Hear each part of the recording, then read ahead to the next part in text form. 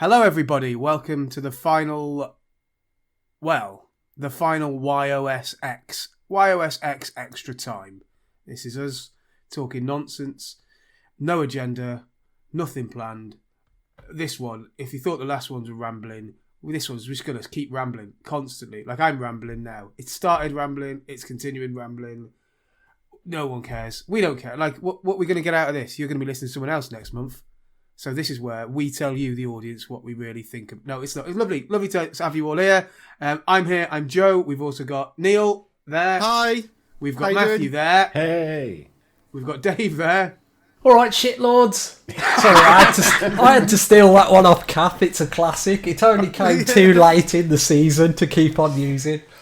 We never really had the catchphrases, did we? And that could have been the one. Speaking of the one, I can't get that story out of my head now, Dave. Can you repeat that story for those listening?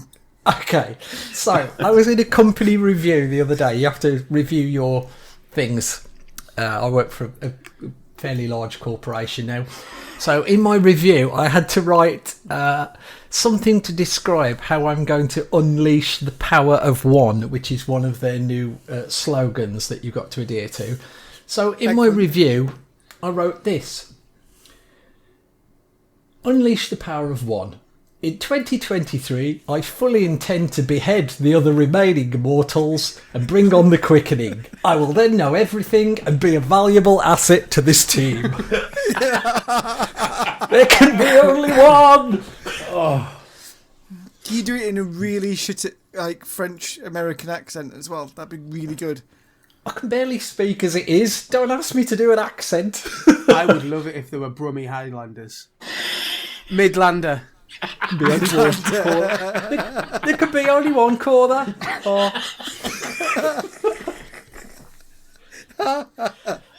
I remember a long time ago, I had to do something similarly, like performative, paperwork-wise.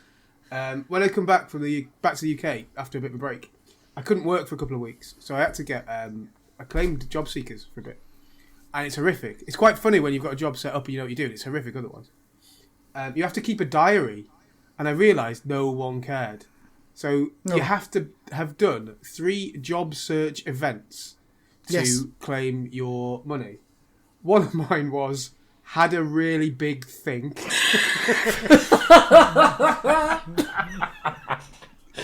Dreamt about jobs, made a wish.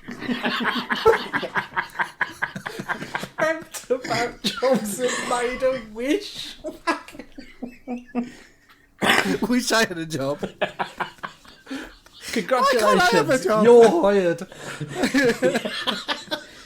I wish I was hireable. Imagine that. You're in luck, son. Joe pulls out a genie with only one wish left. He could wish for anything. I wish I had a job. Oh no!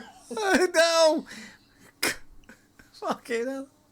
How long did the big thing last, Joe? Was it a corker? It wasn't a long thing, it was a big thing. It was just a big one. It was the size of the universe, but it only lasted a couple of minutes. Yeah.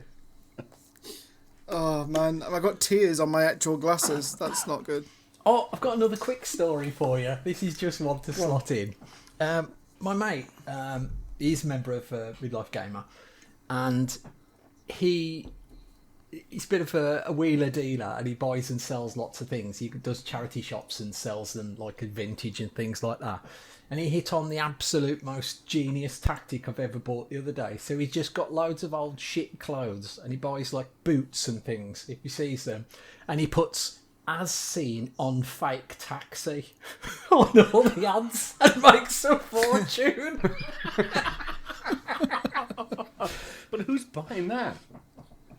Dirty men. He sells like old trainers, and he's got certain keywords that like pervs go for, and he makes a fortune off just getting old trainers and flogging them to dirty perverts. God bless him. I might give this a go. This seems like quite a I think easy money. Seems easy, doesn't it? It just seems like there's no effort involved in this. You got your target market over it. As you know, that me and money are easily parted. Subscription boxes, pervy box, perv box. That'll be the next thing, and you just get a mystery box of something dirty every month. Just a second hand. Unclean or saucy. Both. A bit of cow dung or, some pants. I saw something on TikTok today that stuck with me.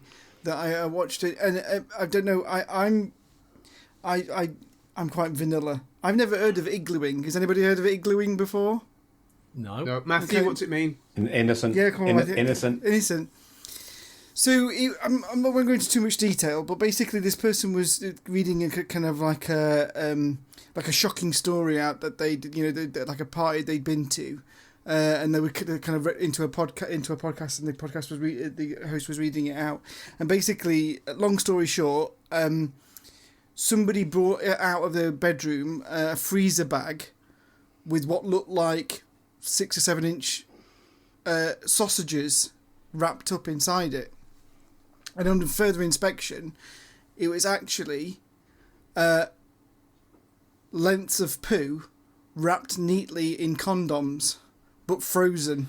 Iglooing. Nice. Yeah, and apparently the thing is to poo into a condom, freeze it, and then use it as a dildo on yourself. I was 2 steps ahead of you. Yeah, but I wasn't. I was no steps nowhere. I was half a step to the fucking toilet to be sick. Yeah, I might be wrong here, but haven't you and Darren talked about this on the podcast? Like freezing poos, Dutch oven or something like that. I'm sure you spoke about this. If they have, I'd forgotten because it was fucking shocking when I saw it today. It put me about. There's no way I'd want a poo tip top anywhere near me. Yeah, tip top. Would you imagine like ice pops where you used to kind of push them from the end and stuff like that? You know what I mean? Oh, I can't imagine. Or a clip poo. You get that clippo. You get that cuts down the side of your mouth. Do you know what I mean? From the plastic. You remember them? Yeah. Fucking hell, and that, and then they got a frozen turd in your mouth. Well, this has gone off in somewhat of a tangent. This is good. Yeah, I told you. This is video games related podcast.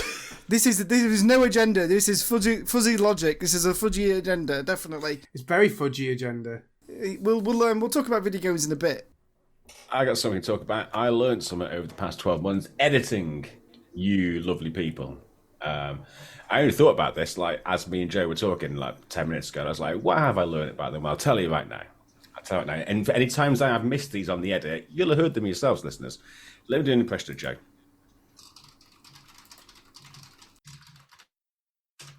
That's my impression. Dave did it, edit. Dave remembers that. I thought I was turning my mic off. I'm obviously not as good as I thought. No, with Dave's too good for his own good. And I had no way of sort of telling him this because I know he loves his microphone so much. And it does look really cool because it glows and everything. And Dave does that really good thing that I do, but he's got an elegant way of doing it. He can just tap his microphone and it will just mute it on the hardware. So I don't worry about the software. But it makes a digital pop every time you do it. Oh, damn. And sometimes you'll do it and you won't make a sound, but you're doing it out of courtesy. And I didn't have to worry about that. I didn't have to be there. It's just dunk. Caught you. Yeah. Flunk. And I think the only observation about Neale is that, to be honest, he's better than he thinks he is. I think he's listened to the least amount of content we've actually put out this year. God. Yeah. Mate, I've listened to probably 4.5 minutes max. And that was it. Just because we joked about a particular joke and you reminded me the next day, so I went back and listened to it. No, there's no, not gonna listen. No way. You do yourself an injustice. Right, video games. Should we talk a little bit about video games? A tiny bit, and then we'll come back to nonsense. Go on then. Okay, is that all right? Yeah, ever since now, it's business as usual now. So what's everyone's business as usual? It's true. So we're recording this. Is it the 2nd of February? So we are we're out of our year of shame, kind of 12 months. So we are in a period where we've had about what, 4 weeks of buying video games, Dave? 4 weeks of indeed filling his socks and boots and pockets. I'm spent. So just literally and figuratively. Does it feel good? Do you feel better? Do you feel liberated? I'll tell you how I feel. Right.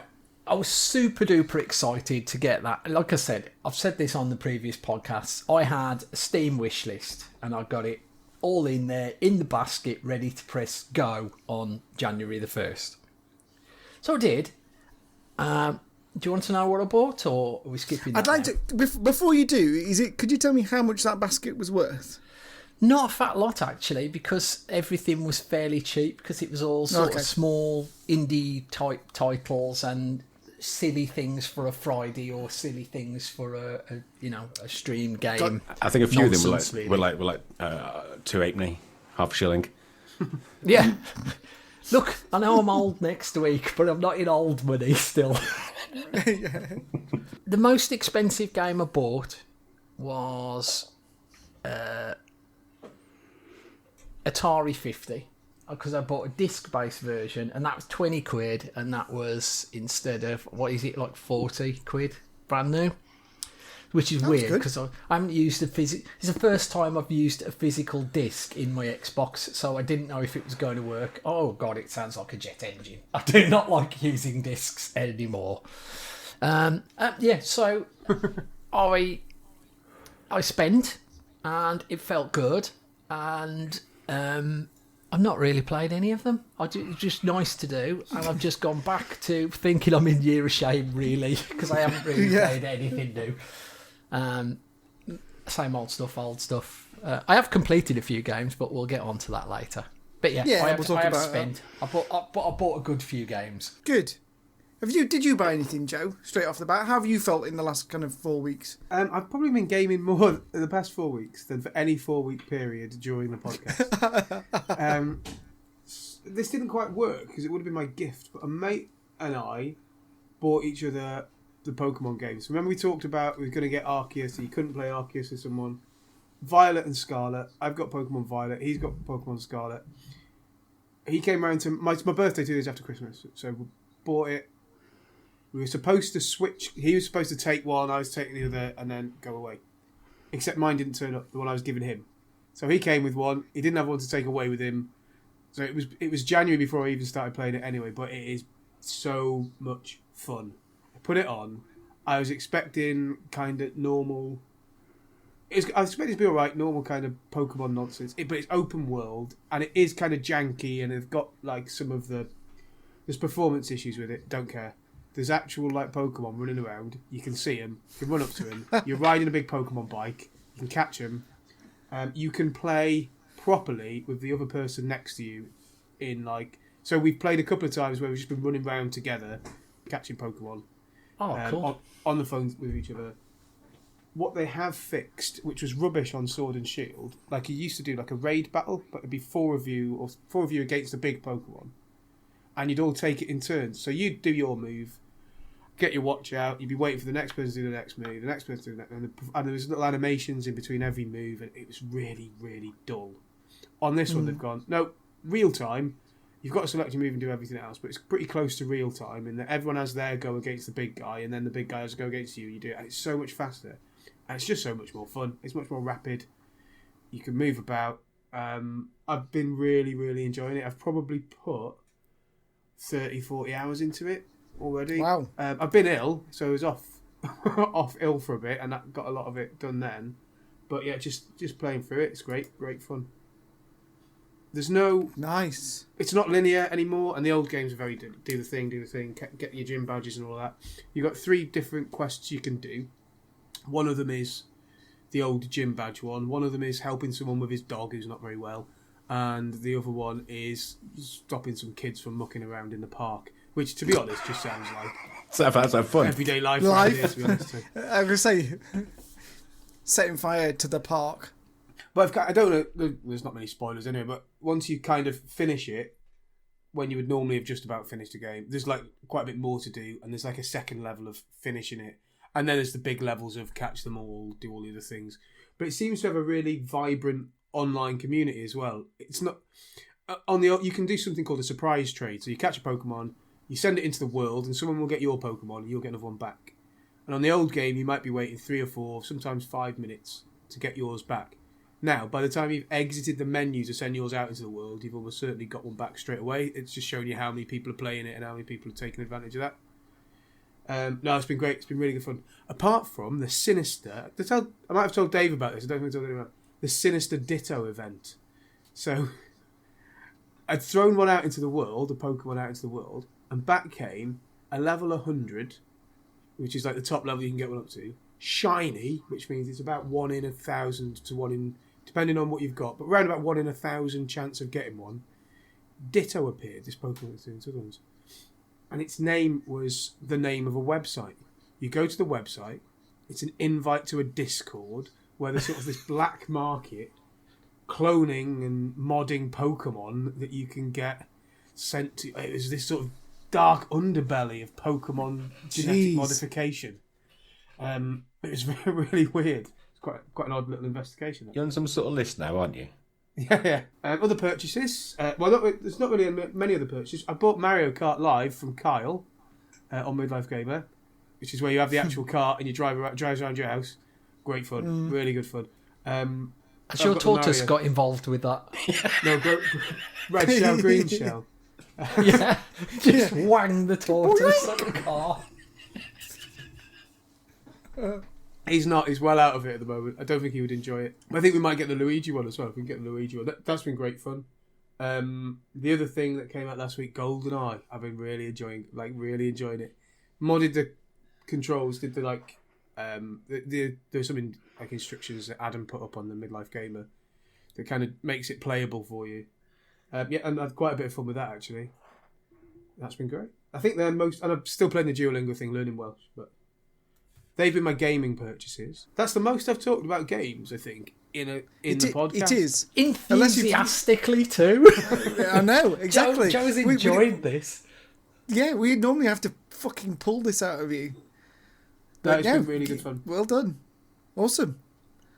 Do you want to go next, Matthew? How do you feel? How's the last 4 weeks since being officially out of the challenge? How's it made you feel? I guess it's never made no difference, has it? But I did feel disappointed the last time we spoke because I didn't even wait till New Year. Like I had the opportunity of doing Jackbox as I sort of threatened. But so long story short, my CD keys with Redemption. It would have been my third or fourth one since I started doing it instead of paying for it through many ways. Didn't work. Like, have you ever had that? Have you ever bought a digital code and it's just said no? I have, but in like an hour later, I've retried it, and it's just taken. It's like it says it's not been available, and like this has already been used. But then I've tried it like an hour later, and it's worked. But I've never bought one that's flat out refused. Did you, Dave? Did you say you have? Yeah, I had big trouble. I bought a bunch of 3 months gold, Xbox Live Gold things to top it up to a year. And one of them was the wrong region, so it redeemed, but Microsoft wouldn't honour it because it was the wrong region. And I had to have a massive battle with the CD keys. And luckily, the guy who I was speaking to at Microsoft about it, he just knew all about CD keys. He went, look, I'll save you some time and money. I'll send you an email. Send them this'll do it. And he just wrote me an email saying why it doesn't work. So he was awesome. Have you got that templated? Is it in sent items? Does it go forward to me? Because Homeboy said to me something like, it happens now. I don't know, try it on a different device. But it made some... on the app and stuff. Yeah, made some allusion to... Because I was using the PC app, so I've not plumbed it in on the Xbox itself. But they alluded to contact Microsoft, and I looked at it and thought, hang on a minute. But it was too late. I had to do something. So as we know, I subscribed for is it £11 maybe if you pay for it monthly for the ultimate stuff on my phone. So it came out on my phone bill, and then I had to buy Jackbox, and it was just too easy because it was the default payment method. So I bought Jackbox also on my phone, and then I thought I can't do this, and I can't do this ahead of this call. I had to kind of check myself a little bit, knowing that I was coming into the last the last formal. Publicised embarrassment. So I managed to go in there yesterday, and I didn't turn. Well, yeah. So I turned off the auto because it renewed. It renewed, didn't it, at the end of January? So I paid it twice. Oh no! So I thought, right, Matty, don't be doing this. So that auto renewal is turned off. But I don't know what to do because I kind of feel a little bit. I feel a little bit burned by CD keys, and I've not followed it up, and I can't find the email. I can't find the email. What did you buy it? What what did you buy? What did you buy it on? What card did you use? Oh gosh, Or was it PayPal or something like that? I don't know. Because you can always, that's one way of doing it. So there was once when Sony refused to refund something to me, and I just got PayPal to do it, and they could claim it back from Sony. Yeah, but didn't Kath say that she had a problem with doing that last episode? Sony kicked they blocked her for a while. CD keys can block you. What are you going to do? Buy expensive games elsewhere. Well, what do I do? I don't buy games. All I want is a subscription. What is my best subscription solution? Do I just go to the Xbox and say, I'll buy a year because it's better than piecemeal and struggling and making bad decisions? Yeah. Matthew, go to the Midlife Gamer Facebook page. Go to the top where there is a pinned post by Mark Monaghan that explains exactly how to do it, like we've been saying for a year. Alternatively, start doing Microsoft points, which indeed there is another post at the top of the Midlife Gamer Facebook page explaining what to do every day to get it for fuck all. Have you heard of Midlife Gamer, Matthew? Are you aware of Midlife Gamer? There's a Facebook It's a distant group. memory. Yeah, exactly. I think the way that I do it, Matthews, is the I think for those one-off purchases, CD keys is great for that kind of thing. But any subscription, I just do the normal subscription straight out of my bank account. I think mine's like £10, £11 a month. I know you can do the fucking points, Dave. No. What I was going to say is don't do it that way. This is an ideal time because Matt's subscription, he hasn't got one at the moment. It's run out. So all he's got to do is load himself up on Xbox Live Gold, not Ultimate or anything, by X amount of years, and then you can pay £1 and it converts those into Xbox Game Pass Ultimate months. So you can basically get a year of it for very cheap indeed, not £10 a month. I always thought you had to be like a new... Dave, come around my house and do my cable management while you're at it. Oh, is this lulling us into a false sense of security, this beautiful view of you and what's behind you? Is underneath the desk like an ostrich nest or something? Yeah, seriously though, you need to read those posts. It's super easy to do, and the exact steps and links are on there to do it cheap. All right. Well, other than that, I did play Jackbox with them guys. It was like a good. There was adults and there were teenagers. It worked really well. And even the wife got into it, who I wouldn't say it's stupid, but you give her some technology base, and she went like, "Oh, can't we just play Cards Against Humanity because it's cards and it's easier." But even she got into it with the drawing and the lying to each other. It was loads of fun and went down really well. And in the new year, I've started. I said a couple of times I did that lovely thing that we were like, if I get up dead early, take the dogs out, get a coffee, sit there, and just like quietly put the Xbox on. And I was going through Microsoft. Tip, Matthew. You can turn that dink off. Mate, this is a game changer. Yeah, you can turn off the Xbox one. You can't turn off the frigging PlayStation one though, so it still goes beep. So I was scrolling through the Game Pass, and I think I'd seen it before, but so I played Persona 5, and it was the only Persona game I played, and it made me fall in love with the concept of Persona, and I went down a deep rabbit hole. I love the music and shit like that. They do a golden edition afterwards, and it's like that's the balls deep, like all the extended stuff and like extra options. And like Persona 5 Golden's been out for a while, but I'd already played Persona 5, and it's like the latest and the only one I played.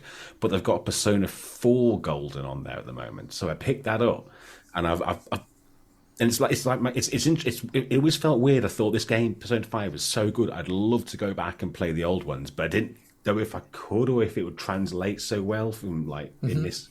But Persona 4 works really well. It's a slow start compared to 5, which really like threw you into it. And I think having the knowledge of what a Persona game is helps. I think if Persona 4 was my first one and I went in blind, I'd be like, you all right, mate. But I'm hitting that little Persona vibe, and like the music, I'm recognizing the music, I'm recognizing the themes of what the Persona games sort of like entail and what their core is. Yeah, I might be enjoying a bit more Persona, and it's taking me back down the routes of going to watch the live music, not the musicals, but the big live performances they do. Bebop, I think I what it's called now, but they're so much fun to watch. The musicals, like with all the crowds they have in those stadiums, are absolutely insane. Oh, it's so good. I love it. Am I right in thinking this is basically Pokemon in school? Well, I don't know what Pokemon is. Yeah.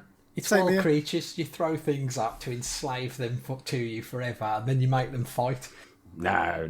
This is a lot more. I guess it's turn-based combat with elemental concepts and RPG. That sounds quite Pokemon-y. Equipment-y, but it's also got like real crazy social interactions with main characters. Your character itself has like your different facets of your personality, which extend and grow based on the lessons that you take at school and how well you answer questions in your tests. I don't know, is that Pokemon? Less so. That's less Pokemon-y. Yeah, and I think that's the bit that I like, because everything else, the only turn-based combat I know, which isn't on a computer and sort of like fighting fantasy sort of thing, is Final Fantasy. And I've never really been a Final Fantasy guy, but that's the only kind of like console-y turn-based combat I really know. I got turned off those like turn-based combats like that after Final Fantasy, which is why my ears pricked up when Joey, you were saying about, the Pokemon, you can see them walking about, so it's not random battles, is it? Yeah, no, it's not anymore. Yeah, that's the one. Random battles is the thing I just cannot do. I hate them. Is that like when you're walking around the world and then all of a sudden it's like, and then you just don't get it? Yeah. I remember. Yeah, you can't walk more than 2 feet. Yeah. Yeah. I think that's the reason why I stopped playing Final Fantasy VII back on the PlayStation 1. Yeah. Because you just couldn't fucking go anywhere. Because you're trying to get from one side of the map to the other, and just regardless of how you walked around the map, it just twirled with music, and then you're in the same battle with 3 plants.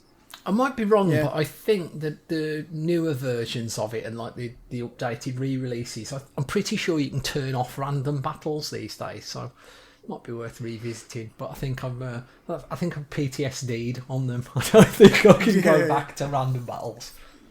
1,000-yard stare, turn-based stare. So Matt, are those personas? I'm assuming they're all on Game Pass then. I don't know if all of them are on there, because they'll be going for 20 odd years, but 4 is on there at the moment, 4 golden. And but I think I have been seeing, actually, I think I may have seen 3 advertised on my phone somewhere. I don't know if it's a mobile thing or also Game Pass, but yeah. Personally, I'd suggest you go to 5 instead, because 5's fucking amazing. Yeah, my nephew's been praising that as well. How about you then, Neale? What are your thoughts? I've enjoyed the freedom. Knowing that if I wanted to buy a game, I can. Knowing if I wanted to buy DLC, I can. And knowing if I wanted to, it just feels good. I've not spent that much money, to be honest with you. I've bought a few games. I've played 1 or 2 of them. But I've been really busy with work. I've been on holiday for the first 2 weeks of January. So I only got back last week or so ago, so I've not had that much time to play the games I bought on January the 1st anyway. I bought probably about 6 and I've only played 1 of them, but I just generally feel good. But on reflection, it has made me think about the last 12 months. It's made me feel about what I've learned as well, and I think I touched on this in the kind of in the cast blah blah blah, I think maybe Stu's. It's made me realise that games as a service, I'm romantic about I romanticize about what they are and what they can offer, but I need to get a grip of the be all and end all and how much time I put into them, because they're just a massive fucking time sink, and it's made me realise that. So the games that I've purposely the games that I've bought since I can play games have been single player or kind of multiplayer kind of games that are just that kind of one-off 20-30 hour shenanigans, rather than everything's got a fucking a roadmap for a season pass or something like that for 30 days, 40 days to kind of get you back in and paying that subscription. I have saying this though, saying all this. I'm such a fucking hypocrite. I have bought Lightfall for Destiny. Of course. Damn, I wasn't going to as well. I was proper tossing and turning about it. It was like, I don't need it. It'll be fine. Super expensive, and I was just like, oh yeah. And then I had a moment of weakness, and I saw it on CD Keys. Actually, saw it quite cheap. And we're not affiliated. Right, okay. We're not paying us. No, they owe me money. Yeah. If you click on our affiliate links in the chat below, Use the code ShameX. money saving sexpert. It will catch on one day. Yeah, it was a good 25-30 quid off the price.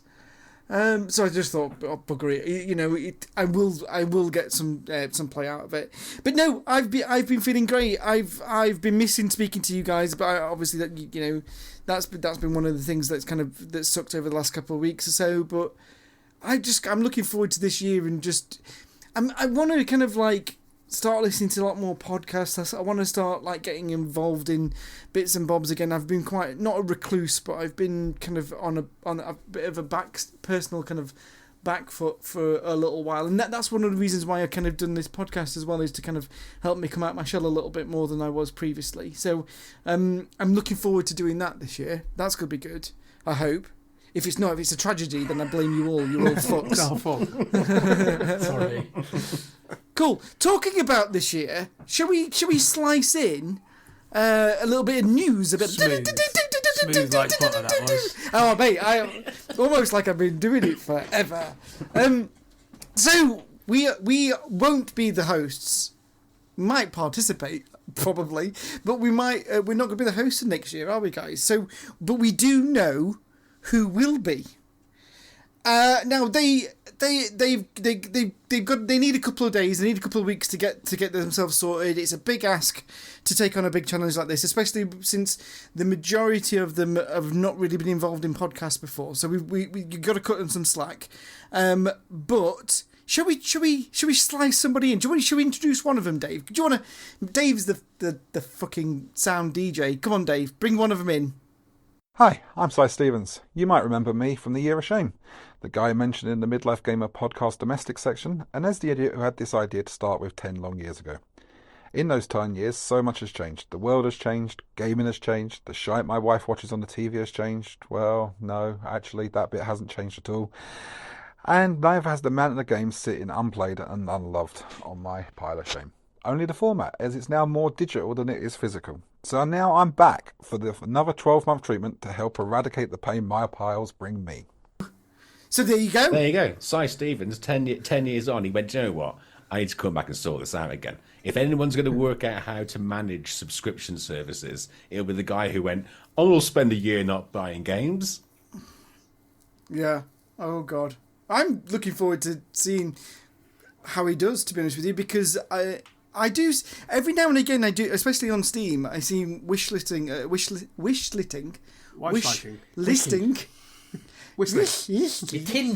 Quite a lot of games. Loads of games, and buying quite a lot of games, so it's going to be quite interesting to see if he can actually rein that in a little bit, because I don't know how he affords it personally, but hey, that's good. That's good. There's your first one. We'll chuck one or two more kind of updates in as we carry on recording, guys, shall we? We'll tease the motherfuckers out there with a bit more kind of news later. What's next then? What's next? What are we going to talk about? There's no agenda, so I don't know. Dave, well, I never talk about what I bought or what I played. Look, as you'll notice, I do have the legendary Rust t-shirt on for the last time ever today.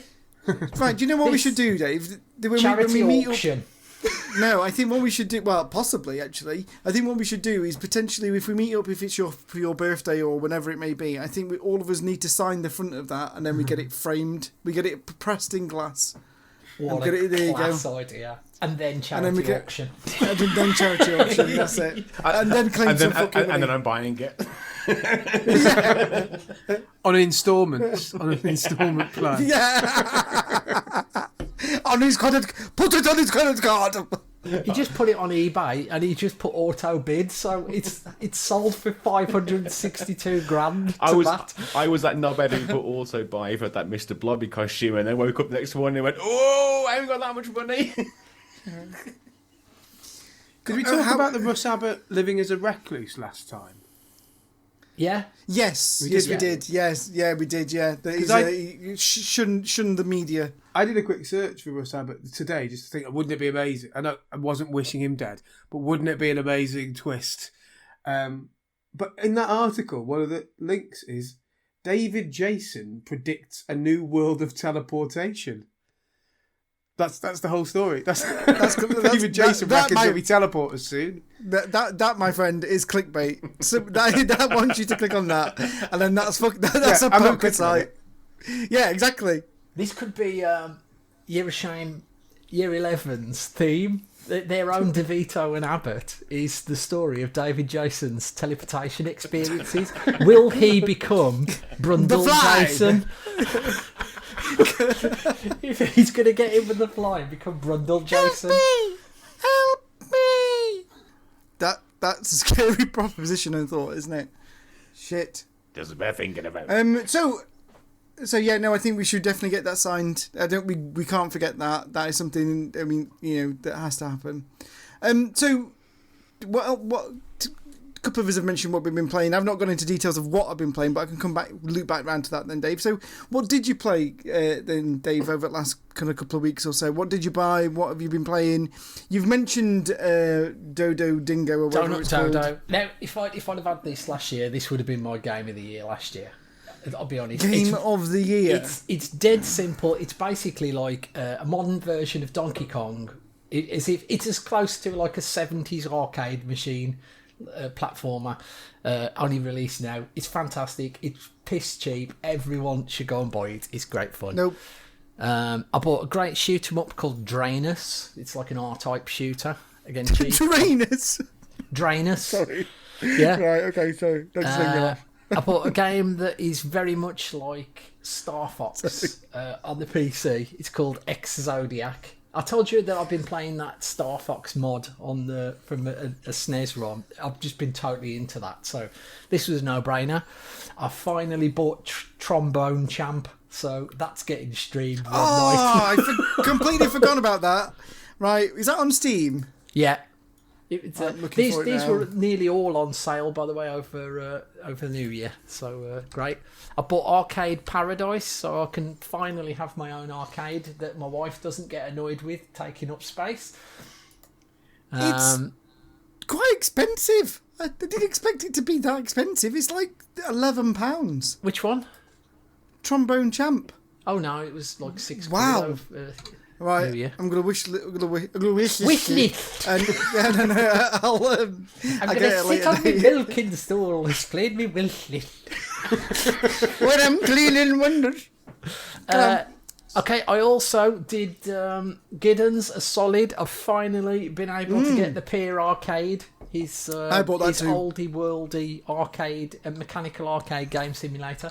Now, Ross Grieve actually bought this for me as a gift. He sent it to me on Steam, but I had to refuse because James had already bought me a gift. So I did him bad on a sale there. I bought Phasmophobia. I don't know if you've heard of this. It's a PC game. It's like a ghost hunting horror. Yes, it's like a ghost hunting co-op experience where you even have to talk to the ghosts and things. I mean, literally with your voice and things. It looks shit scary. You can also play it in VR, which I would never do because that would be the end of me. I'd be just dead. Heart attack imminent. And talking about VR, myself and a few of the other community members and Neale bought a game called Demios, which is basically like an old school miniatures, roll the dice, dungeon crawler type game, but obviously the VR players look like they're reaching over and moving the figures and things like that. It looks brilliant, so I'm looking forward to a night of that. When we need to get that sorted, Dave, can we have a chat after the recording? Because I want to get that sorted out and get a regular kind of gaming with that. It's on. Now, obviously, those were all the ones on the Steam list. So the next ones are the Xbox games. Now, I haven't paid a penny for any of these apart from Atari 50, which I bought because I just used my massive, like, 250 quid worth of MS vouchers from the rewards last year. This is why you should do them, Matthew. So I bought the new Tales of the Borderlands game because I absolutely adored the first one. I bought Tiny Tina's Wonderlands, which is the latest, first-person shooter Borderlands game because we play all of those. I bought Destiny 2 Witch Queen. Have you played any of it yet? No, I haven't had time to get onto it. I'll explain why in a bit. But I had to get that. Also, the one before that is free on PSN this month. Beyond Light. Yeah, I think it is. Yeah. Atari 50, like I said. Now, Atari 50 I want to talk about because this is how you do a collection. It's the worst thing about this game is the games in it. They are borderline unplayable, I would say, 90% of them. Because they're so old. It's old, like Atari 2600 games and things like that. They are bad, but it's what I was brought up on, so it's been just memory after memory after memory. And you go through it like a museum. You literally go step by step. It's like a web kind of thing. You open up and you go down and follow trails. And there's all videos of the developers and Atari staff talking about these things. It's like going to a museum or watching the best documentary ever, but you can just jump in and start playing what they're talking about. There's some great stuff on there like Tempest, Matt, like the Jaguar stuff. There's Tempest and things like that. It's the absolute benchmark. No other collection comes close to it, in my opinion. But like I said, it's not about the games. Don't go into this thinking you're going to play top games because they are pants, most of. But it's just excellent. I've loved every second of it. I think the quote on the box is, the worst thing about this game is the games. Yeah, it's true. It's true. It's the worst bit. That's the anti-box quote right there. Yeah. Well, it's just beautiful. I love all the old Atari artwork and things like that. It's just nostalgia overdose. Right, I also bought Ghostbusters Spirits Unleashed. This is one for a Friday night. It's like a 4 versus 1 asymmetrical game where you get 4 Ghostbusters and one person plays as the ghost. The ghost has to try and haunt the entire building, and the Ghostbusters obviously have to bust them. It's good fun. We've only played a little bit of that really, but it is great fun. And I succumbed. I was really missing it, and I bought FIFA like a massive twat. FIFA? Is the FIFA on the subscription? 22 is, but I wanted the new the current squads and stuff. Okay. It does play differently, it is good. I've very much enjoyed it. I'll tell you something as well. This is so sad. When I can't be asked to play something, I quite often set FIFA sort of fantasy matches up on it. I just let it pick a couple of teams, let it play itself. And we've done this on a couple of Zooms, and we've had a little bet over who's going to win. So it's been quite good when there's been no matches, like when we're doing the beer Zooms and things. Last one I bought is I finally bought Mario Strikers Battle League, which is the update to Mario Smash Football. I've still not played it, so obviously I was dying to get that. Right, on to stuff I've actually played.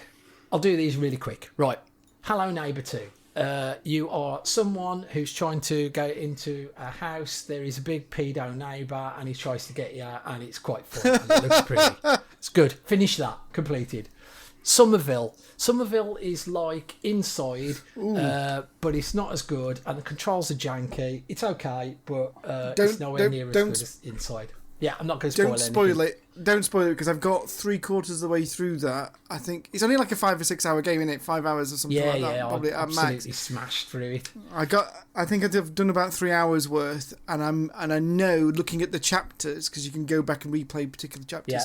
Yeah. I know that I'm definitely over halfway towards 3/4, and I am enjoying it. But I never played Inside. I only played like the first level of that. So which everybody raves about and says, you got to wait for the twist. Apparently, there's a twist at this one as well. Yeah, so, Joe played it a few months ago. He didn't get as into it as I did. I would have said that was one of my. Well, I did say it was Game of the Year. The year it came out, I was in that game. I loved it. Anyway, 2 more. These are utter crap, and this is just for gamer points farming, because I was having a bit of a challenge with Ross. We were neck and neck all on the leaderboard. One was called Memoir Blue, which is basically a really wanky visual novel type thing, which was awful. And to get the remaining points, I went on to GameFAQs, and the highlight of the game is reading the GameFAQs walkthrough for this game, because it's perfectly normal until it gets near the end, where the person writing it basically has a mental breakdown and starts describing it. He just goes absolutely mad. Like I'll leave it for you to discover yourself, but it's absolutely hilarious. He just goes completely off the rails. And another one was Space Science Investigations. It's basically about living in it's a proper NASA thing. It's like a sort of educational, about being in the International Space Centre, and it's all right. If you like space stuff, you might like it. It's easy game of points. So, on to Dabbled in Progress. Now, why I haven't played a lot of this other games is because a certain game came out on Game Pass the other week, and that's Monster Hunter Rise, and it's devouring my life, and I think I need an intervention.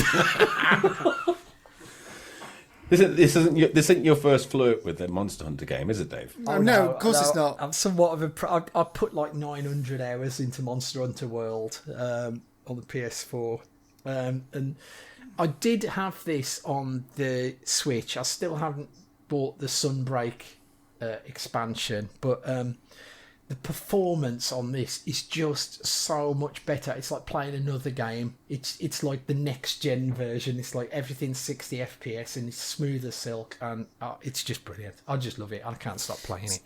So is this another kind of Elden Ring? You're playing a couple hours before you start work in the morning, kind of affair? Yeah, Dave? It's even easier to do that, because there's like 2 parts to the game. You've got like the village quests, which are solo only, no multiplayer. Or you can go to, like, it's basically a room in the town, and it's a gathering hub, and you can just join other people. You can just put yourself in for random, or you can make a lobby and stay with the same people. So you just basically pick the thing you want to do, search for someone, and you just get jumped into their hunt for exactly what you want to do, and you're just playing with other people, and it's just loads more fun. And this one's quite a bit more like anime-like. I don't like anime, and it's not like cartoony or anything, but there's just whiz-bang effects and stuff going on everywhere, and all the little just upgrades to it. It's just fantastic. I can't stop playing it, honestly. I'm going to have to just delete it, I think, because I'm going to get no work done again ever.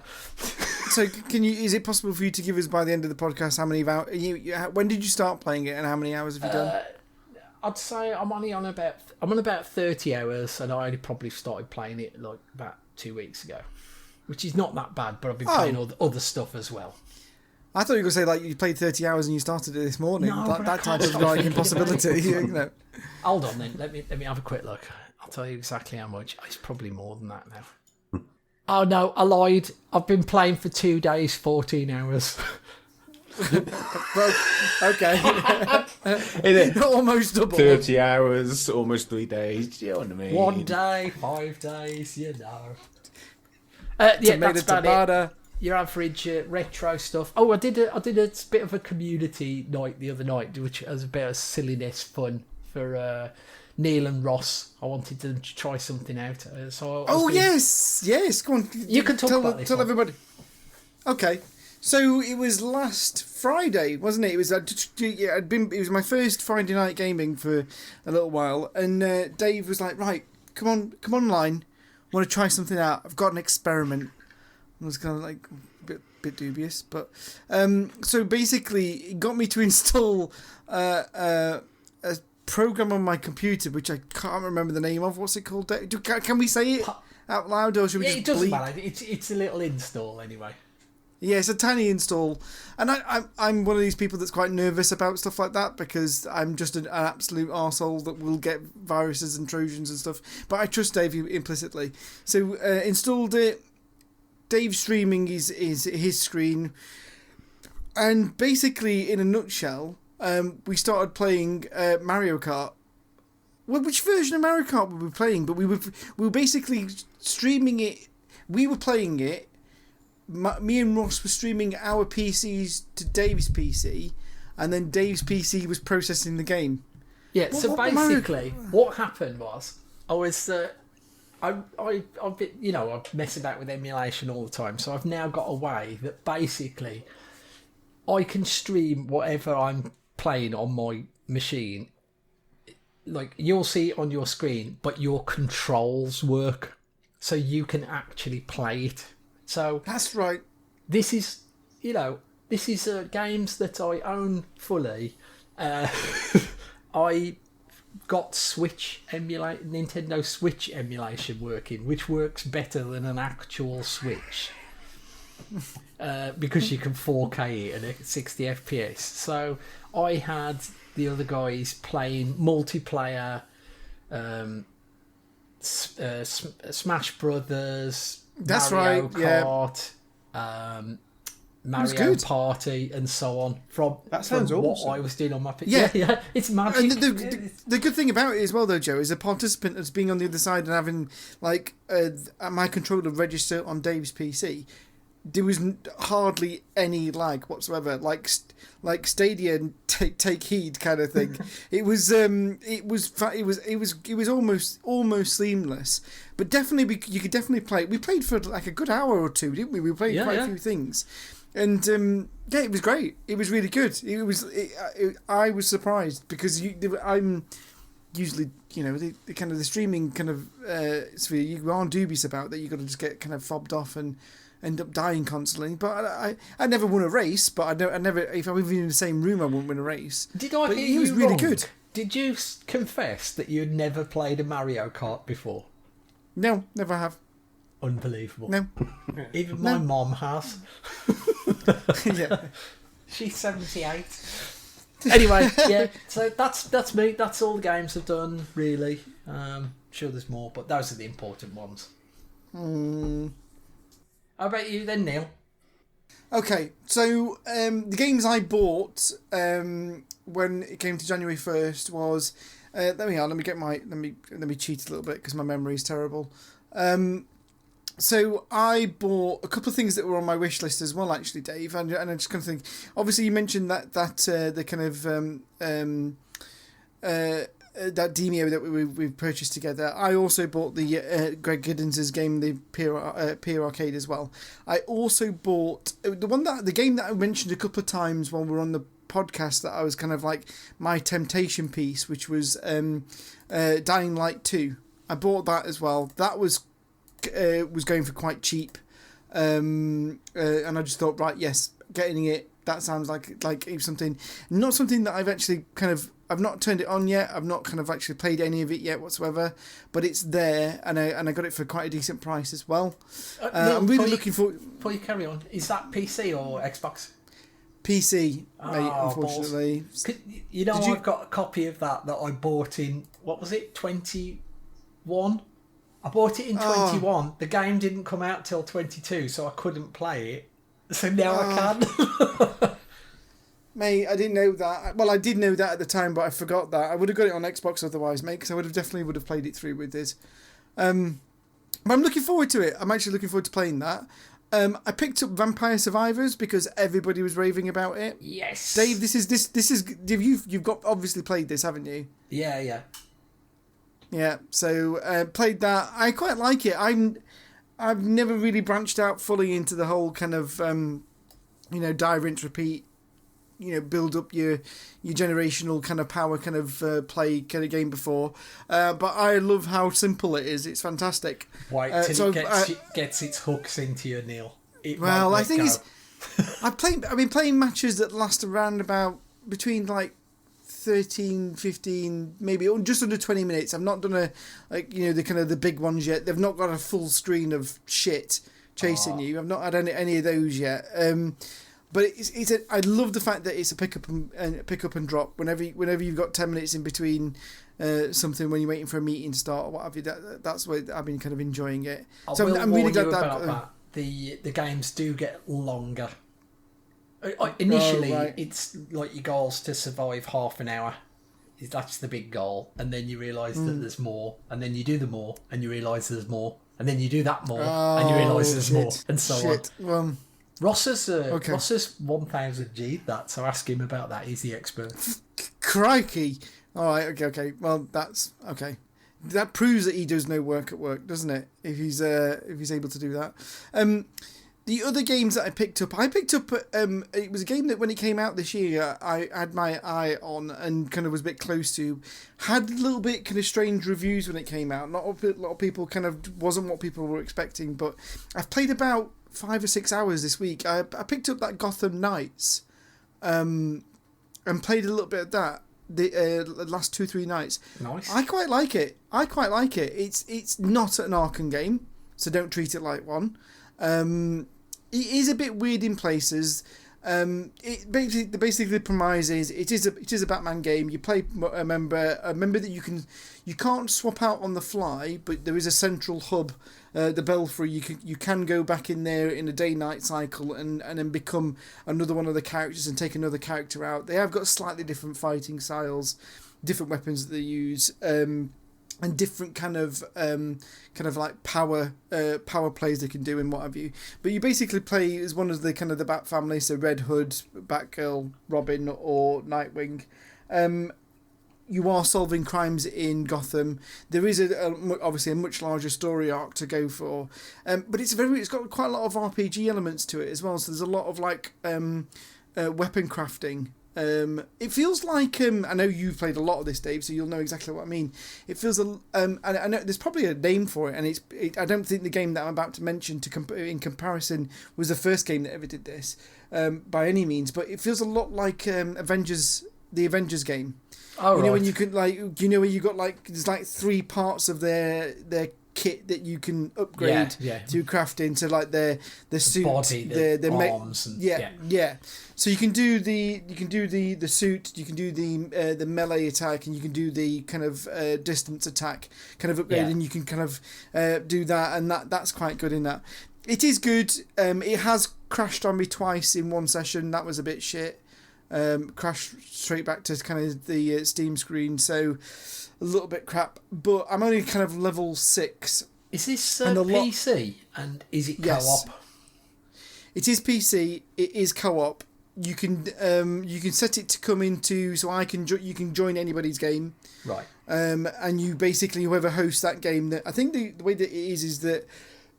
Excuse me. Whoever hosts it is you'll follow. You'll do their story missions. You'll do their crimes and what have you. But you'll get the second person does gain the experience. But it's if you excuse me, if you would then go back into your game, you start your game kind of back at that chapter that you were in. Excuse me. It's good. It's good. It's not great by any means, and I think because I'm very much at the beginning of it, there's a lot of mechanics that have yet to be explained to me. I think the worst bit of it, though, for me, is the traversal around the city isn't as fluid as Arkham games. Even the the last Arkham game, Arkham Knight or whatever it was, with the Batmobile. You've got you can use the Bat bike in this. You can call it, and it'll like appear next to you, and it just feels a bit shit.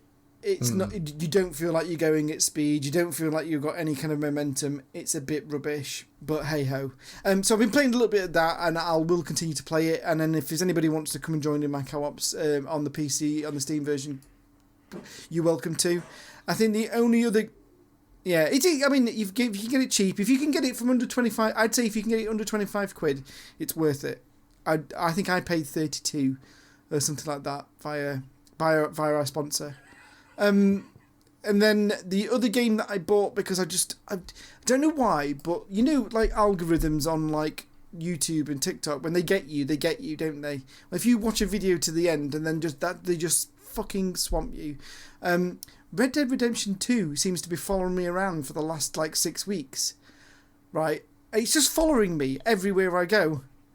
And so I thought, right, I've played a lot of the online. Well, I say a lot. I played some of the online a year or so ago with a couple of the Midlife Gamer people, and you know what? I thought, right, I'm just going to drop on the main game on my PC.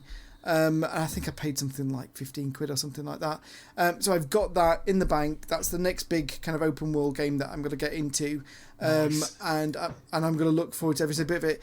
The main game I've been playing, and let me just jump onto it to tell you how much I've been playing of it. I've played a goddamn, probably, I wouldn't say too much because it's fantastic. I've dropped games like Mass Effect because I should go back to them, but The Witcher 3 has got its hooks in me since the next gen update. Wow! And I've played a lot of it. I've played 50 hours in the last 4 weeks. But bear in mind, I've been on holiday for 2 of those weeks. So holy shit! And I'm basically I went into GOG. I went into Good Old Games the other day to see because this is the second time I've played it. I played it through when I bought it originally on Xbox way back when.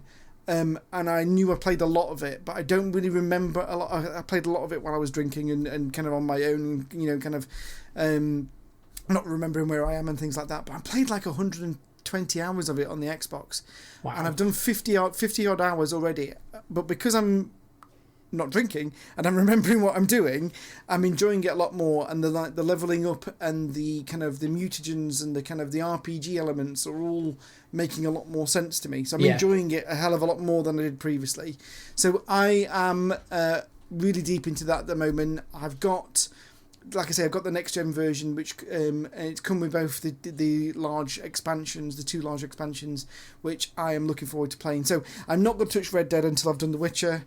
And then I've got those other peripheral kind of games like Gotham Knights and Dying Light and stuff like that to play for multiple and fun. I feel like I've been talking for about an hour and a half, so I'm going to shut the fuck up. I was just thinking, Neale, I think it sounds like me and you need to do another year next year with all these games. Yeah, I've got like Red Dead, Cyberpunk, Witcher 3, all sorts of these like massive games.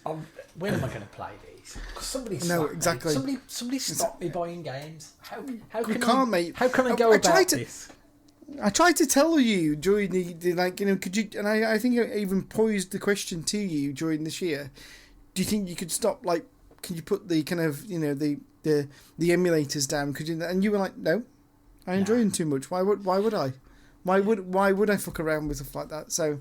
To me, I'll say it again, like emulated stuff, all the old games, all the old arcade games, they are games to me, you know what I mean? They're a game that knows how to be a game, not a life-devouring experience. You just go on, you have a play, and it is playing, and you have a little game, and you're done, and you go, yeah, that was great. You don't go, oh, God, what about if I get the +1 sort of thingy and I stick it in there, and then I've got to make it over there, but I've got to craft this, and then, what about this plot thread? No, you just shoot something, and then that's it. That's the thing. I'll tell you what, before we get ourselves a nice little beverage, why don't we have a listen to the next candidate for XI? Hi. I'm Gavin. Some of you may know me from the Gears and Beers nights. I used the gamertag Gambit. I play mainly on Xbox, but now also on PC. I've had quite a bit of entertainment over the last 12 months watching my mate Dave Southall doing his Year of Shame, and I thought given the grief I've gave him over the last 12 months, I thought it only fair to have a go myself. My aim through the year is not to spend anything at all on my gaming. I game share with a mate, so I'll be avoiding any new titles he will buy, which will include the new Jedi Survivor game, which may be my biggest test. I have a wife, 2 kids and a dog, and by far the biggest restriction on gaming is my time. So finding time for a game is increasingly hard, and a game does have to hold my interest. There's nothing worse than coming back to a game after a while, not remembering what you were doing, or worse, what the controls were. In fact, there should be a game mode for time-poor gamers that offers to run you through the controls and tell you what mission you were supposed to be doing. I have in the past bought games because they were on offer and have ended up never even booting some of them up, as by the time I found time to play a game that my interest had moved on to something else. So I guess what I'm looking to achieve, if anything, is a realignment of my gaming habits and to cut down on those unnecessary purchases which can mount up over the year. XI! It is XI as well, isn't XI. it? Jesus Christ. Excited. Hey! You've already given them a catchphrase. Excited. Yeah, there you go. Little story about Gav round here, because he's originally, like, I used to live 4 doors down, and when I moved to this house, another guy moved in. He was his best mate, and so that's how I know him. That's how I know Gav in Wales. But round here, everyone's used to me talking to him as my mate Gav. So basically, anyone who meets him now knows him as my mate Gav. That's what they call him. Not Gav. It's always my mate Gav. He's instant friends. So there you go. Contestant number 2. Contestant, is that a word? Yeah. Gav.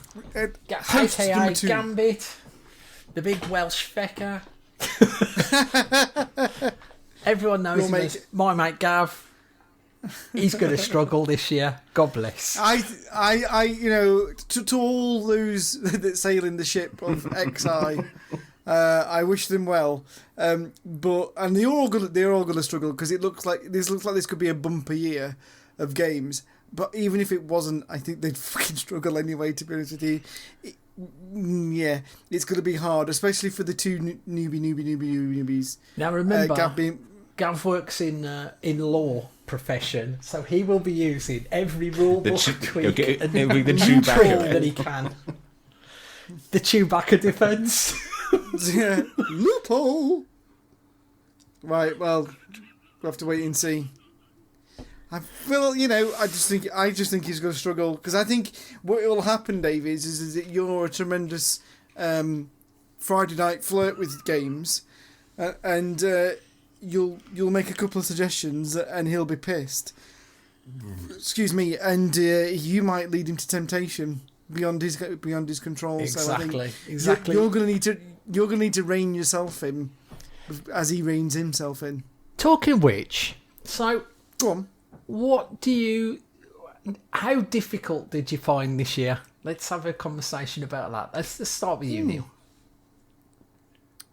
I found it difficult. I did find it difficult.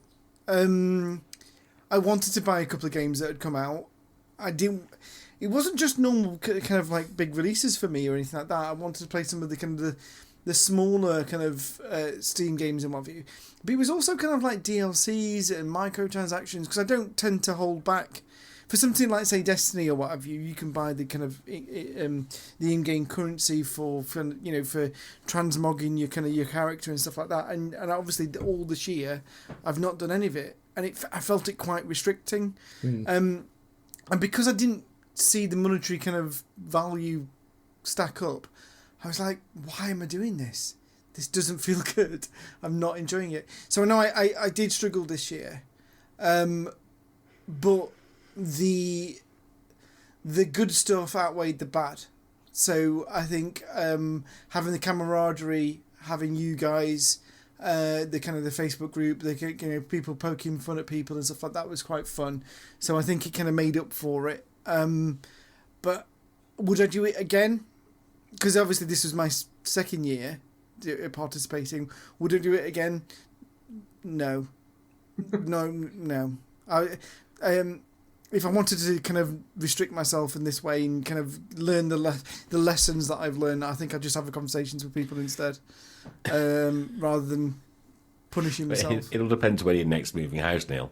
Give it 5 years' time. I'm going to be not moving house. Yeah, exactly. Yeah, based on current trend, give it 7 years, and I'll be moving again. What about you, Dave? Did you find it difficult? I'll be honest. I know this is going to sound terrible, but I found it a relative piece of piss, to be honest, because I'm not really that bothered about much that came out, really, apart from like Elden Ring at the start and stuff.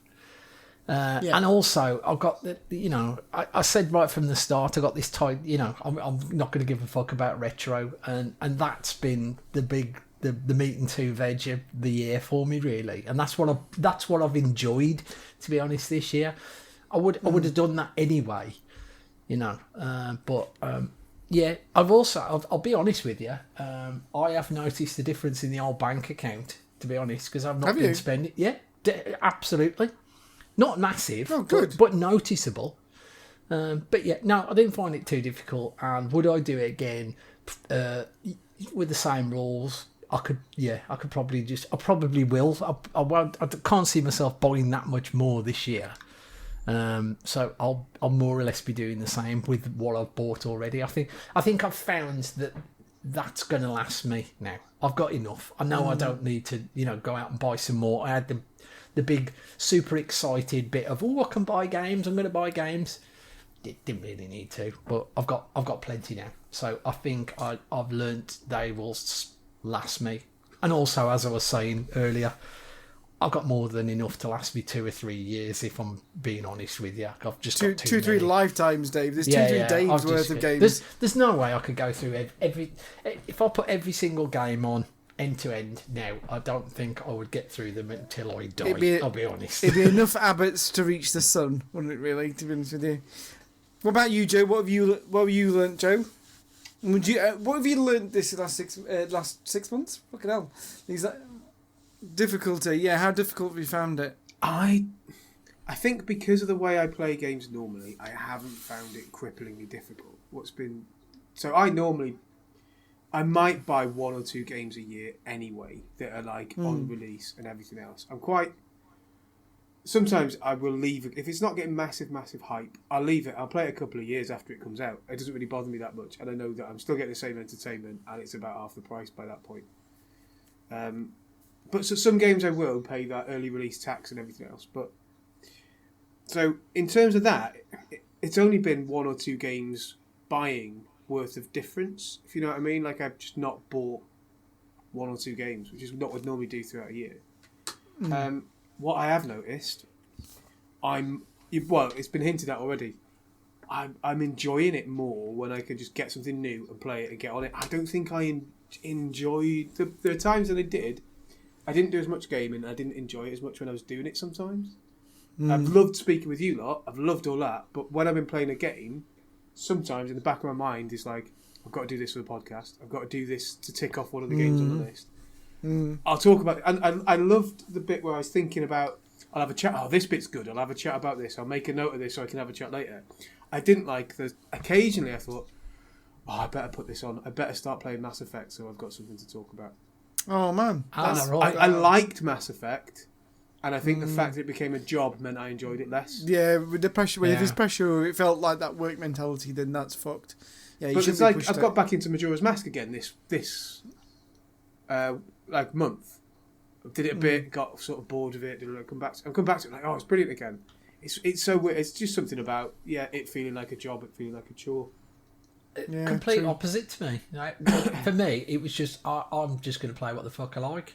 I just enjoy it and talk about that. But that's what Matt did as well. You're coming from, yeah. I think I'm a chaser of novelty, and that new game will grab. And if it gets under my skin, I'm just focused on that for ages. But that would make an excellent gamer tag: chaser of novelty. But I do this. What's this opened up a bit more is I should be getting involved a little bit more in social gaming because I don't really do it. I did it a bit for Destiny.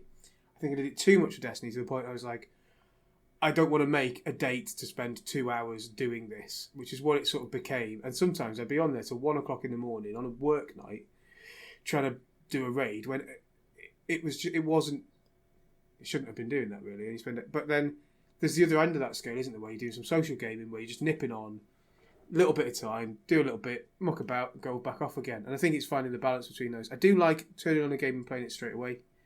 I don't like organising the game. You see what it's like trying to organise some of these chats and making them happen. Oh, fucking hell. Yeah.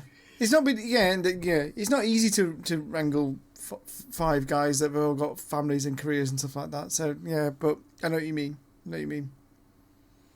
Matthew? I really enjoyed, just last bit, enjoyed that night we did when we all got together and did that game. I did. In fact, there was a couple of nights of it. There was a quiz night was great, and that.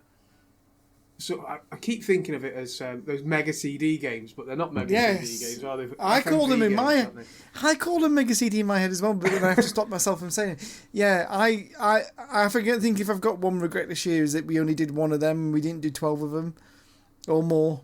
That's a massive regret for mine. I promise you, we will do that this year. Are we allowed to still hijack the Year of Shame Twitch channel or whichever one we use.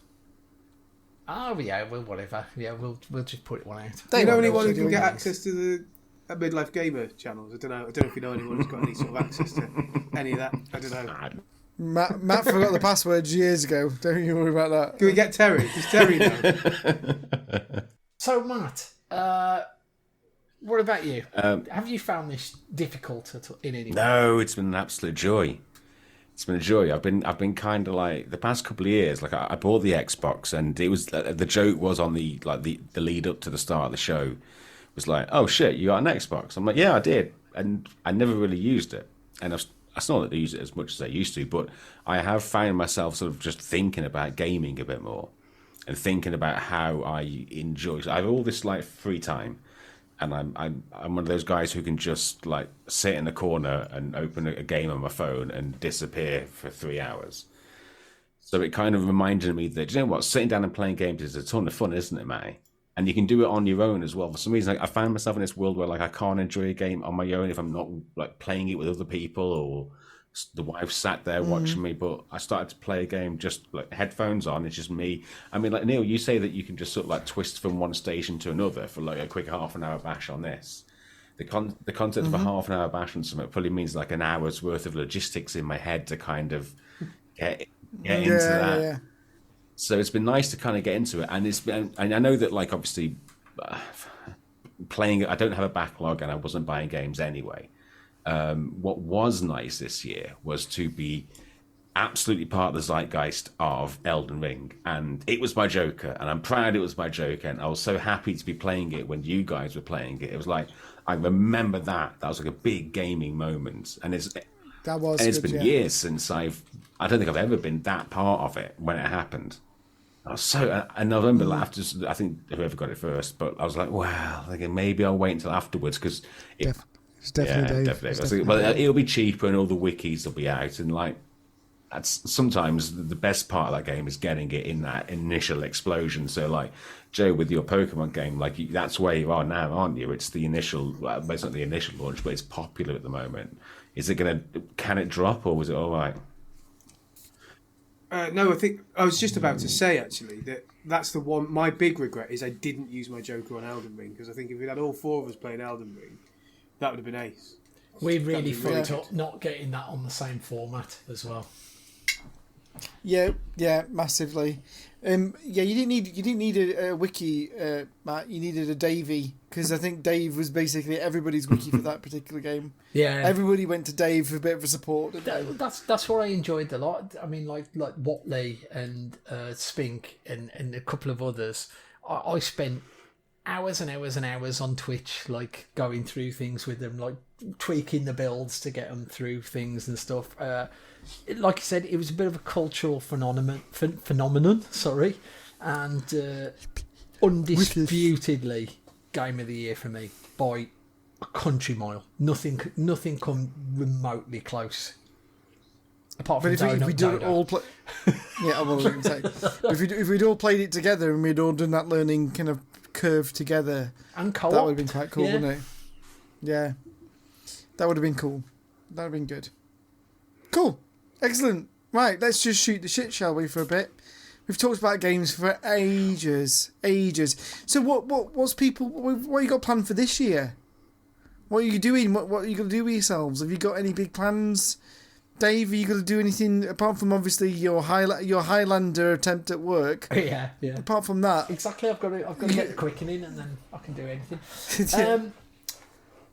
I've really got the bug for this stuff now. I've really enjoyed just having, it's been a long gap between episodes. Well, not that much really when you put the blah blahs, but I've really got the bug for this. I would like to do something along these lines in the future. I would like to do some more streaming type things, and I am always going to run my stupid nights where I have an idea and go, hey lads, let's have a go at this. Do you reckon this could work? Just bear with me a moment while I whip this out. What? Yeah. They've all worked, so I would like to do... I've got an idea. like I said, I've alluded to this before. If I can make it work, it'll be really, really fun.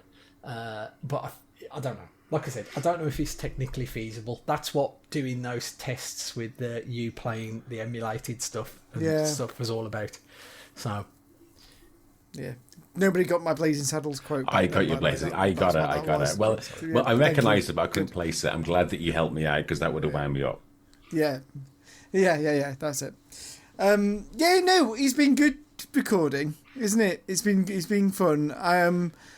It would be nice to know that we could, kind of do something in the future and what have you. But I don't know, podcasts, big commitment. Not if you go at it half-assed. Not if you do it absolutely with no care whatsoever. If you just rock up with your milk install anecdotes and not a care in the world, you're fine. The way I see it, as someone who's doing it for a while, is that I would, if Darren called me tomorrow and said, "Are we doing Series 2, Episode 3?" I'd say 100% we're doing it, and it would be a podcast. I think the technology's moved on and social interactions moved on, that we kind of, if I was to do anything proper in the future, I think live's the wrong word, but maybe live, like the least amount of post editing. So all you got to do is imagine just that was your only time commitment, and you're playing games and having fun at the same time. That kind of like it's a no-brainer. And the interactive with you can easily have an audience now, to bounce off, That's part of what made that FMV night fun as well, though, wasn't it? That we did have a bit of an audience. We could sort of chat a bit with them too. Yeah, right. True. We'll sort this. Well, we just need a name, a premise, a meaning. We need to sort all that, that minor stuff out, don't we? Really. Talking of sorting stuff out, there's another lad who sorted something else out. That's right. Oh, shit. He's going to appear on the Shane 11 podcast. That wasn't smooth, mate. I'm so sorry. That was rough gravel. That was. Speaking of sorting shit out, here's someone else that's doing a podcast next year. Right, you big bunch of shites, you shit lords. Listen to this. Hi, I'm Ross Grieve. I've been part of Midlife Gamer now for around 8 years. You'll typically find me far too drunk in the Gears and Beers party on a Friday night. It's not a Friday night unless Neale tells me to get out of his arse. Why would I volunteer for a year of shame? Fuck knows. Part peer pressure from last year's hosts and, I don't know, a bit of an attempt at some self-control. Overall, looking forward to participate, but also kind of crying when looking at all the big releases that are scheduled for this year. Just before I go, thanks to Dave, Joe, Matt and Neale for a cracking year of entertainment. It's definitely helped me get through that Sunday ironing. Mr. Grieve has entered the arena. It's like Royal Rumble, isn't it? It's like, he's come in, he's third in. Is he going to last to the end? To be fair, if it was accurate, he should have been running around outside the arena for about 2 hours trying to find his way into the entrance of the arena. Exactly. He's jumped in. They're tossing they're psyching each other out. Are we going to have another contestant join the arena? Ooh, nerves and tension. I'm trying to build some tension, but it's not working. Okay, so Grieve is going to be joining next year. I love that lad. He's ridiculously funny. And what he's saying about me telling him to get out my arse, right, I need to put a bit of context about this. It's not actually, as physical as you think it is. So basically, when we play Gears and Beers, when we actually play Gears of War, he makes a beeline to kill me every single match. Like, I am his nemesis. No, I don't want to say even nemesis, because nemesis just means he's your, equal match, but the opposite. He just fucking bullies me and picks on me and just kills me every single week. And I, at the top of my... And no shit, I have received text messages from my wife from the other room saying, Neale, you're screaming at the top of your voice about somebody coming out of your anus. Okay, and it's just because he's constantly chasing me to shoot me in the face or the arse, whichever. So there's context to that. Okay, there's nothing untoward. You should also Go on, Dave, add what? that Ross is ridiculously good at that game. He's frightening, and I once said to him, and I meant this in the nicest possible way. Stop being a dickhead. No, I said, Ross, I'm sorry, but I really hope you get some sort of degenerate disease where your hands stop working so well.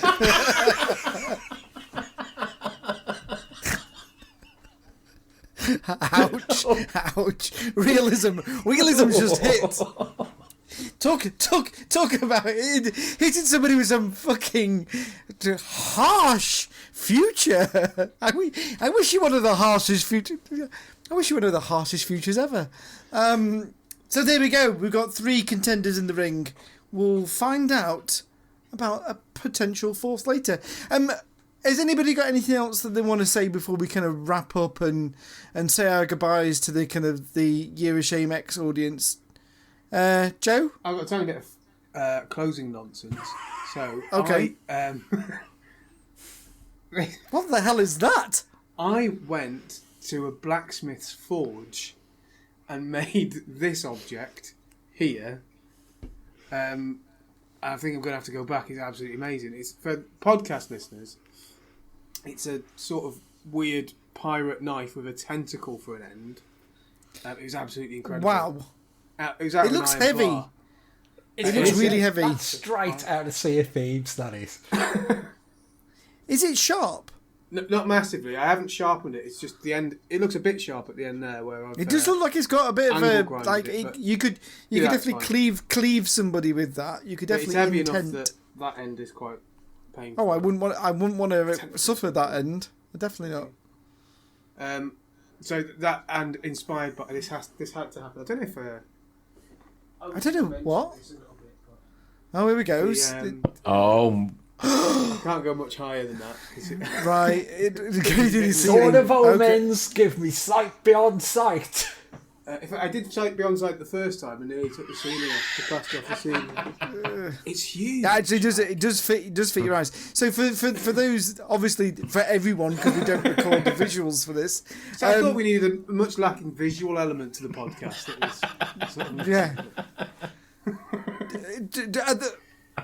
Yeah, but basically at the moment, Joe is nimbly handling a life-size replica of the sword from Thundercats.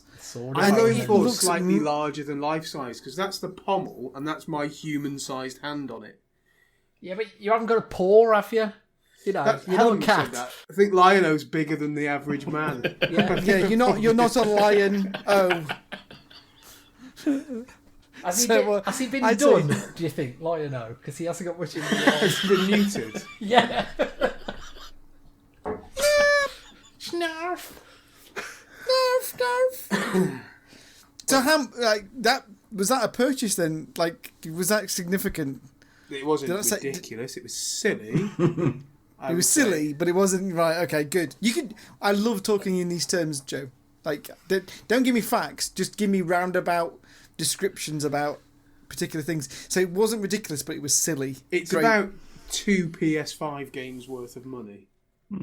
Was this not prompted? Didn't we have a reader's question that say if you could have any weapon in real life, what would you have? And now that one of us actually owns one, I'm going back to that website and I'm going to own one because I didn't want to be the first nerd on the block. Don't mind being a second. But so a weird thing happened when I ordered it. I was quite excited. I got a message saying it's been dispatched. Open the box. What did it come in, by the way? Did it a big old cardboard box.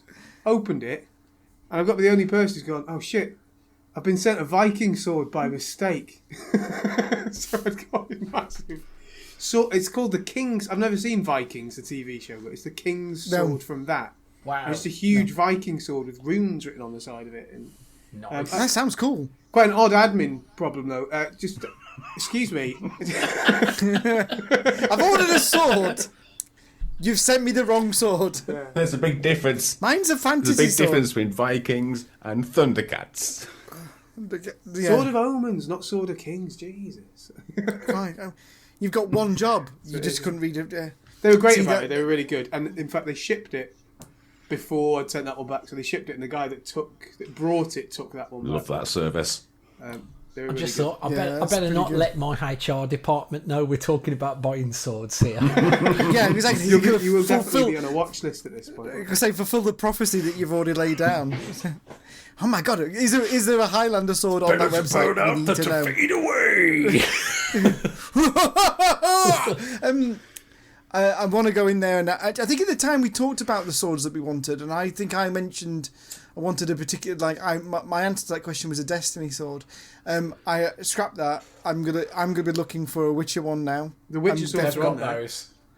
Yeah, I'm gonna look for one, and I think my missus might threaten some sort of divorce or separation if I get it, but fuck it. But you'd have a sword, so all the women would be flocking around. Exactly. Joe, you've hit the nail on the head. I will have Mate, I can't go down the street. Girls, I'm gonna be like have those red Sonias all over me. You need the sword for fighting them off. Yeah. I'm just trying to buy a loaf of bread. Do you mind, Sonia? I could slice that slice of bread.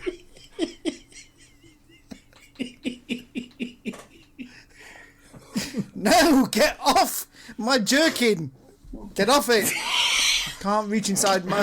What was the original question before we deviated into blacksmith land?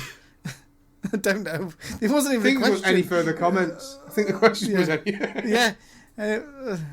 Yeah. Bye. You can stop listening now. Unsubscribe. Dislike. Done. Yeah, ending nonsense. Okay, before we go then, before we say goodbye, and before we say, well, let's not say goodbye, let's say maybe see you in a bit under a different guise. We might have conversations about a new podcast that we might get involved in. I don't know. We'll maybe. Before we do though, let's introduce the fourth participant. Now, unfortunately, this guy is unavailable at the moment and couldn't record an audio introduction to themselves. But basically, I think it's fair to say that another veteran, another previous participant, is re-entering the ring of Year of Shame. So, Si, Gavin, your mate Gav, my mate Gav, our mate Gav. What's it again? My mate Gav. That's what everyone calls my him. Mate Gav. They don't say my my mate Gav. name. So Si. They just say my mate Gav. That's his name. Right. Okay. Si, my mate Gav. That's his name. Ross. He's going to be joined by the one, the only, the legend. He's actually been on our podcast this year. Jace Stokes. So Jace will be joining and kind of pushing the boat from the front, I would imagine, and leading the charge. And they will all be involved in the challenge for the next 12 months. I think there's rumblings of a potential recording coming quite soon. Don't know what that looks like. I ain't got a clue. Could be the best thing since sliced bread with a sword. We don't know. It could be anything. But what do we reckon then, guys? I mean, as a whole, are we happy to hand over to these bunch of kind of knobheads? Are these shitlords? Are they good? Yeah, they're going to have great fun. If it's anything like this year, they'll have a fantastic time. And I just want to take this opportunity to say thanks to all of you personally, because it's been absolutely brilliant doing this. Oh, thank you, mate. I think that they would be fine. I think they just need to follow their own rules.